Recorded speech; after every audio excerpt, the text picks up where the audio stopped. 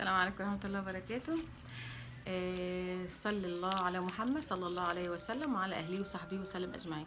التوم مع زيت الزيتون، اللي شعرها متقصف، اللي شعرها تالف، اللي شعرها بيقع، اللي شعرها عايز غذاء، اللي ما بيطولش، والله العظيم والله العظيم زيت الزيتون مع الثوم رهيب جدا.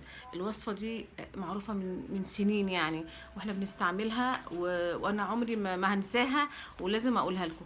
الوصفات طبعا اللي انا بقولها عشان ما حدش يقول ايه يعني نعمل دي ولا نعمل دي ولا نعمل دي، لا، اعملي اللي ينفعك، اعملي اللي انت تروقي لها، اعملي اللي انت حبيتي فيها الثوم، حبيتي فيها زيت الزيتون، كله حلو كله حلو. بس اهم ما في الموضوع ان احنا نستمر بس عليها شهرين ثلاثه وتفرجي على شعرك. انها مش من اول مره هنعمله وبعد كده ادور اقول ما تولش ما نعمش ما بيقع، لا، لازم استمر على الوصفه. المهم عشان ما اطولش عليكم، بس بجيب راس توم كده ماشي، بفتحها واقصص يعني افتحها كده، يعني كده اهي الراس كلها. على فكره هعملها كلها وبقطعها حتت صغيره. خلاص قطعت الراس كلها ماشي، وبحطها في بطرمان فيه كوبايه زيت عشان نستعملي بقى اللي هم الشهرين ولا الثلاثه ولا كده يعني. طبعا انا عشان بستعمل بقالي حوالي 4 اسابيع، لان بقالي كتير ما عملتش معاكم فيديوهات، بس ربنا يسهل كده وادعوا لي بس لان كنت تعبانه شويه. فبملى البطرمان ده زيت زيتون مع راس الثوم المتفصص المتقطع مكعبات، وبرميه هنا